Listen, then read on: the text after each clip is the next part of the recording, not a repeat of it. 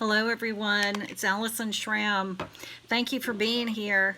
I want my whole purpose and my intent to come on YouTube and to talk about my life and talk about mediumship and talk about what happens when we die and to talk about taking care of your physical vessel while you're here is all in with my heart's desire to make this world a better place and for you to learn possibly something or to open up your heart to whatever it is that channels or that comes through me. I often, as a medium, describe myself as a water hose, and I'm just a garden hose. I'm just nothing more than a rubber garden hose, and the water flows through. The water would being the messages. Right now I'm putting on some of the liquid sunshine from LimeLife. In order for you to live your best life, you need to feel good.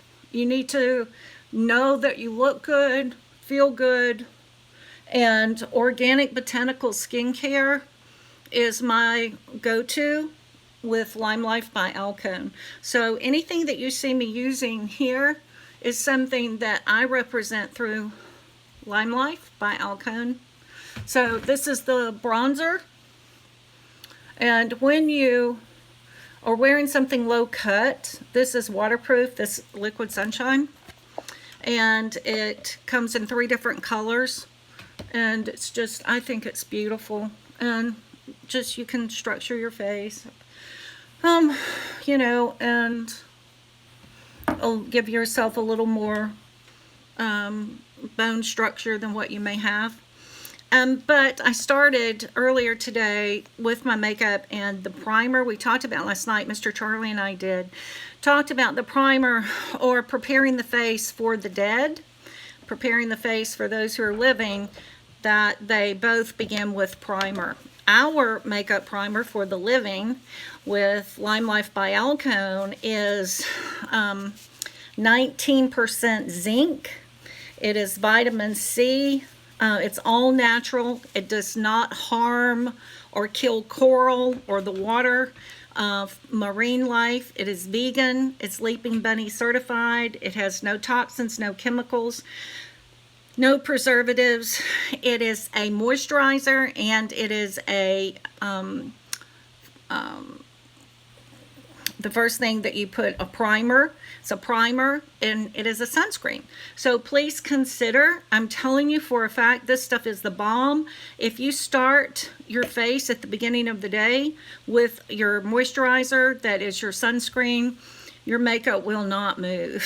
I'm telling you, it just has that consistency. I don't want to say it's like clay, but I'm just going to tell you, it is going to lay the foundation for the perfect palette for your face. Okay, now I am here in a full makeup. Mr. Charlie's out getting tires put on the car, so he's not here right now, but I just got off the phone with a reading, and it used to be, as a younger medium, I would prepare, I would pray, and I would meditate, and I would spend a long time getting ready for one reading. And at that time I was charging, I think, $45 for an hour, maybe. I think something like that. I don't know. But anyway, as a, I would spend so much time preparing and asking to be made whole and perfect for the messages to come through. And as time goes by, what I know is happening is that the veil between the two worlds is thinning to the point where it is not that big of a deal to be able to communicate with the deceased. You have mediums everywhere now. I mean, we used to truly, do you remember Sylvia Brown? Sylvia Brown is now deceased, but she was one of my favorite authors and teachers.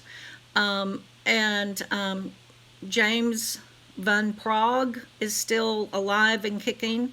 He's an older medium, wonderful books, wonderful teacher. I highly recommend James Van Prague's books. And then here comes John Edwards. in teaching people about when he was doing gallery readings, right, on television. Crossing Over is what the name of his show was. And then after John Edwards was Teresa Caputo. And Teresa Caputo was with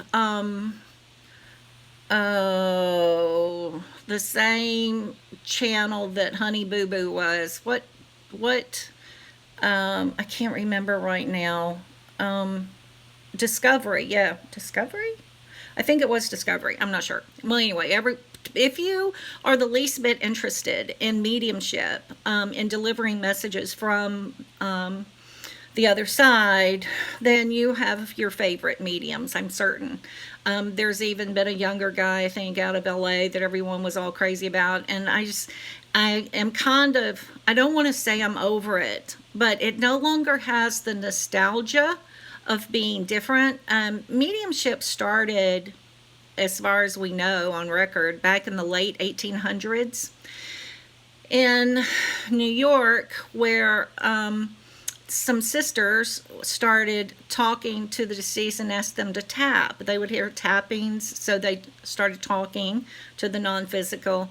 And then there's this whole huge mediumship community, and that's when the spiritualist started in the late 1800s. So you can Google the history of the spiritualists. The spiritualist churches are still alive and well.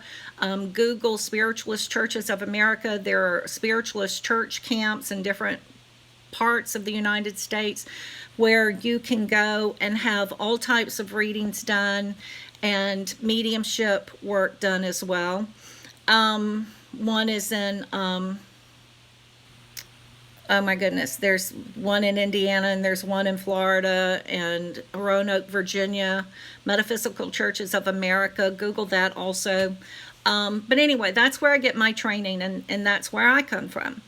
So what I learned was, now that I'm older, that I no longer have to sit and worry and meditate and beg God to allow me to deliver the messages or to receive the information. I ran around town with Charlie. I have had lost UPS stuff today. Been trying to track that down. What a nightmare. If ever you send something with UPS and it gets lost, let me just go ahead and tell you, it's not fun having to fill out forms and do everything that has to be done. That is a pain. If you work for UPS, please try to make that more user-friendly. Then we just, I don't know, we had things we had to do. So errands, running around. And when we're on the phone, I live in one of the most beautiful places in the United States, here on the Gulf of Mexico, in Laura, Alabama. And the majority of the time we're on the phone, I am just looking down. I'm doing nothing but just texting, because I'm doing whatever it is that I do. So I had a woman contact me, but she just, what she did was, she just sent money. She just sent me money. And I contacted her back and I said, do we have a reading booked? And she said, no, I just thought I was supposed to send you money and then you would connect with me or something. She didn't know how it worked. And I said, okay. Sometimes I don't, well, all the time, I don't recommend, I don't like for you to just send me money. I will have a record of it, because I go through PayPal if you want to book a reading with me. But don't, I know this sounds crazy, but don't just send money and not have a reading booked. You need to connect with the people. You need to know who you're, like, when are you supposed to read? I mean, I knock myself out for my schedule and my time and my integrity to be intact. So I'm telling you, I'm too much of a dimwit, really. I'm not a linear thinker at all. So don't just send me money and wait for something to happen. You need to contact me and book a session, just like you would with a hair appointment, right? So you don't just send your salon money and hope that they work you in. I'm just saying, okay? So anyway, it's okay. So I failed to ask her name. I didn't even know her name, nothing at all. We agreed on 4:30 today. And I go into my room, and in metaphysical and mediumship work, the ideal situation for me, because I am a trance medium, is a dark room. So I have a dark room with no windows that I go into. It happens to be a bathroom. It is separate from the bathtub with doors. It's like a closet, somewhat, with a commode and a sink in it. And I take this chair, actually, this is my reading chair I'm sitting in now, and I sit and I read during what is usually 30 minutes. So I get her on the phone and I just jump into the reading. Now, praise God, that Spirit will just unveil the messages to me. I sit down, Spirit starts showing me things. I start feeling. I close my eyes. I sit in the dark room and I close my eyes, and this is all phone readings. I used to never do phone readings. I only did readings in person, but that became somewhat of a hassle when I decided I didn't want to live in Louisiana anymore, and I moved to Florida and all my clients were in Louisiana. So I had to start doing readings on the phone. And now this is the only way that I prefer doing it. I don't want to see your face. If you come to me, if you happen to be in my area and you want to book a reading, I will blindfold myself, right?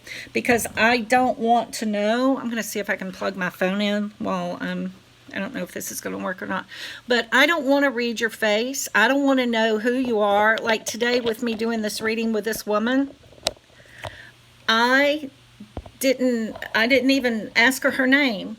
I am not, y'all. Okay, so I don't even know if I should address the whole thing about trying to investigate or learn something about. I don't even that is impossible, in my opinion. That would just be completely impossible to do. Now, let me tell you, one of the things that I said to this woman on the phone today was that Spirit was showing me a bicycle and a bird nest, and a baby bird had fallen out of the nest. And I didn't even ask. She said, "Oh my God." And Spirit knows things that are going on around you now. Your loved ones walk beside you, right? So your loved ones will come through with validation of who they are. I told her there were 4 people who came through for her. I saw them. There were a lot of closets, and closets can come. I can see closets with hangers. I can see closets with no hangers. I can see closets full of clothes. So different types of closets, full, not full, whatever, means different things to me. So I'm saying there are 4 people here, and there was a big ring involved, and saw my symbol for suicide. And as it turned out, someone really close to her had taken his own life, and he just came through loud and clear. Now, I have said this, and I kind of hate to say this, because I will feel pain. I've said this. If you've watched me, if you've heard me, if you've ever had a reading with me, you will know that I do feel pain. And what I have said is that suicides are my favorite types of readings, because there is the most healing that is done. Healing work on the other side, healing work for those who have crossed over, gotten out of their physical bodies, and soul is eternal. It's all energy. And we stay connected to our loved ones, and then it's healing for those who are still here on this side. So when I talk about the veil is thinning and mediumship is no big deal anymore, and it's not that, it's like, I know in a way it should just seem absolutely unimaginable that someone could actually communicate with your loved ones. Believe it or not. Okay, so the Bible says don't talk to dead people. If it's not possible, why would the Bible say don't do it? But let me tell you something. There is a reason why you shouldn't do it, and I understand it, and I agree with it. And I did not sign up, I don't know how it happened that I became a medium. I didn't decide, hey, let me go to mediumship school. It didn't work out that way. I'm not going to tell you tonight, but I will tell you sometime how it worked. But it turns out that I was what Reed Brown, and if you want to know who Reed Brown, Brown, Reverend Brown is or was, he was president of the Metaphysical Churches Association of America. But Reverend Brown told me, he said, you're a natural. You're just a natural. You don't need to go to classes. You don't need to be taught how someone else does it. You just need to do it. Just have the faith to deliver the message the way you get it. So I'm talking to this woman today on the phone, and her loved ones coming through, and there were no tears. There was no, not, I mean, he wasn't, Spirit will apologize. He did show me that he turned his back on her. He showed me his glasses. He showed me how she looked. I could see the ponytail. I could tell she was pale, light skinned. She had a mole on the back right side of her neck. I said, you have a mole, I believe, on the right side, on the back of your neck. She said, that's true, I do. And I said, ponytail. And she said, I wore my hair in a ponytail all the time. I said, well, what he's showing me is a big wave with a surfer on it. And she said, oh, that was one of our favorite memories. And I have goosebumps right now. Spirit's here with me. But I want to tell you, I suffered for the past 3 days. I have had anxiety, I've had depression, and this man who took his life suffered, well, tremendously, fatally suffered with depression. And he has been, I guess, knocking on my door, trying to come through, to get through to me, but she just called me today. But he's been stepping up. And that's one thing I want you to know. Our loved ones know. My husband, as you know, is a mortician. Woke up one morning, my granddaughter was with us, and she is also very psychic. And I said, you have I think it was a Mark or Mike, I can't remember, M name. And my granddaughter said, yes, Mark, it's Mark. And Charlie said, nope, we don't have a Mark in the funeral home. And I said, yes, he's coming today. And I told him details about him, and he said, okay. And he went to work, and I met him that afternoon, for Mexican food in Breaux Bridge, Louisiana. And he jumped in the booth. He'd never seemed more excited. And he said, like a panting dog, what was it you told me this morning? And I said, I have no idea. Well, anyway, it was a floater, someone who had been floating, and he knew when he was going to be found. They had not even found him by the time that early that morning when he told me he was coming. When he gave me his name, he did not know. I mean, he knew when he was going to be found. He knew what funeral home he would be taken to. He knew who the embalmer was going to be. And he knew that I was married to the embalmer and where we lived. He showed up in my life, in my energy. He chose me. And that's something else I want to tell you. I know that when you find, if you subscribe to this type of work that I do, and you are looking for a medium, ask your loved ones to lead you to the perfect medium for you, because I have a different frame of reference for different things. John Edward worked at Blockbuster, so he had a lot of movie references. But I was a military wife all of my life. I am really good with military references and military symbols. I have a lot of veterans that come see me. And today was just an afternoon where a tremendous amount of healing took place, in that this person who took his own life was able to validate what's been going on in her life since he left, and was able to tell me that he had turned his back on her and that it was all him. He showed me a symbol to indicate that he was battling against himself. And I said, let me tell you something. If what I have been feeling for the past 3 days is what he experienced, I understand. He was hopeless. And he had shown me writing, but he showed me writing with crayons as if it was worthless. And I said, I don't know if he was writing checks or what he was writing, but he was writing something, and it was worthless. And it was writing with a crayon. She said, oh, he wrote letters, but the words were worthless. And I said, okay. So please know that it happens every day. The woman stayed an additional 30 minutes. We did a full hour. And she asked me when could she come back. Now, I often tell people, wait 3 months, because I don't know, if there was something I needed to tell you, I would have told you today, right? I don't know. But I've changed that. What I'm now telling people is, you choose, I mean, don't call back this week, and maybe don't call next week. But if you feel like you have something that you want to discuss, then, we'll go there. But let's just take it easy, go slow, and your loved ones will come to you. You will receive messages in your sleep. And they're visiting, right? They're hanging out. Like, it is totally so I guess what I really want to say right now is that, once again, there is no such thing as death. I have said that leaving your body is very much like getting out of your car. Your car is the body vessel, and your soul is the body. You just step out of the car, right? Soul stepping out of the body is very similar. A friend of mine from high school wrote me, and he said, if that's the case, I'll just keep my seatbelt on. And I said, oh no, babe, you don't want to keep that seatbelt on. You want to get out of the body and go into the light, because that is the difference between spirit and a ghost. A ghost stays earthbound.